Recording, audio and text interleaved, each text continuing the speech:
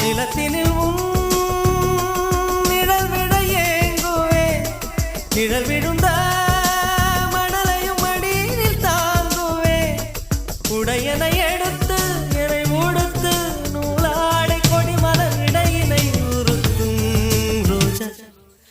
உன் பேர் மெல்ல நான் சொன்னதும் என் வீட்டு ரோஜாக்கள் பூக்கின்றன